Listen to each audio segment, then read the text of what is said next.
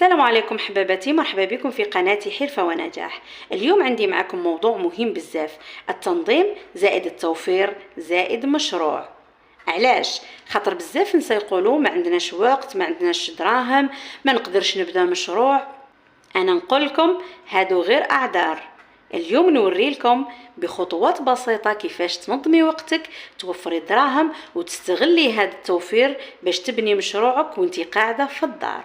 كنت نوض الصباح نخدم شغل الدار ومن بعد نلقى روحي ضيعت نص النهار بلا فايدة، وزيد نصرف على حوايج تافهة، قهوة برا، حلويات جاهزة. مرة قعدت مع روحي قلت يا اخي لو كان نوفر هاد الدراهم وهاد الوقت نقدر ندير مشروع صغير. وصدقوني اخواتي كي درت حساب صغير عرفت باللي كنت نضيع اكثر من 300 الف في الشهر بلا فايدة. 300 الف في 12 شهر قداه تجي 3 ملايين و600 في العام.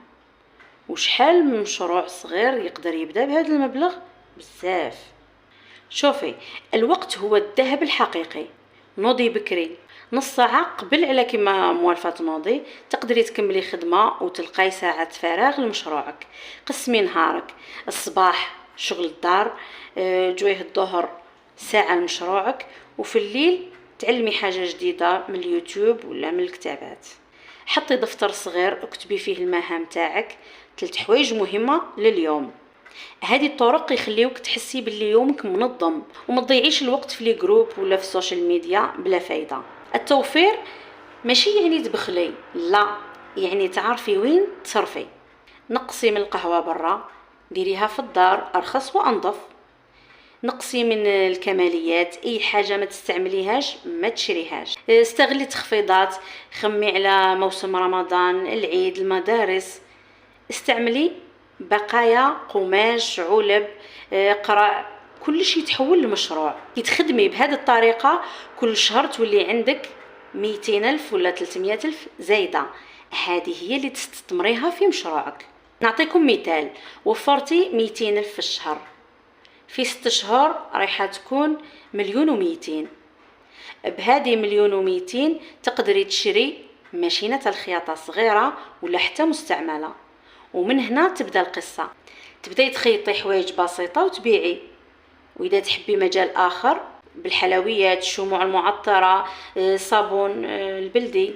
المهم تبدأي بحاجة واحدة وتطوريها مع الوقت.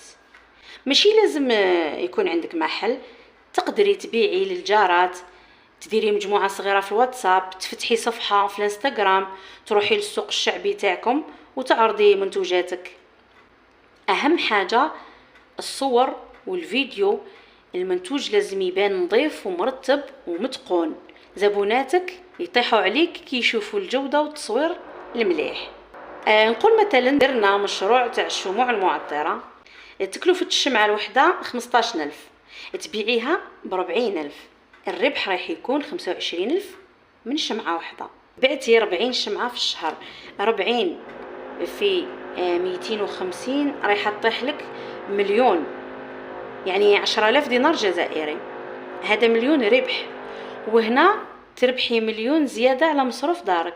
بالتنظيم والتوفير تقدري توصلي حتى 10 ملايين في العام. والأجمل من هذا كامل أنه كل شيء وانتي في الدار.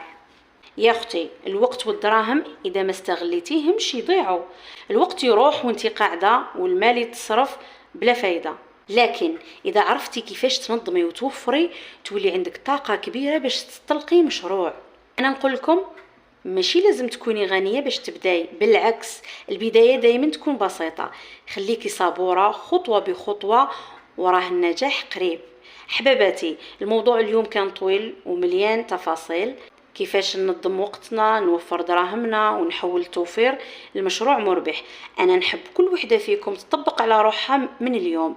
اكتبي واش راح توفري الشهر الجاي، خططي واش راح ديري بالمبلغ هذا، وقرري واش هو المشروع اللي يستهويك اكثر. أنا معكم في كل خطوة ونبقى نمدلكم أفكار، خطط وتحفيز. وخليو ديما شعارنا: حرفة ونجاح يساوي تنظيم زائد توفير زائد مشروع مربح. سلام حباباتي، نلقاكم في موضوع آخر مليان طاقة وأمل.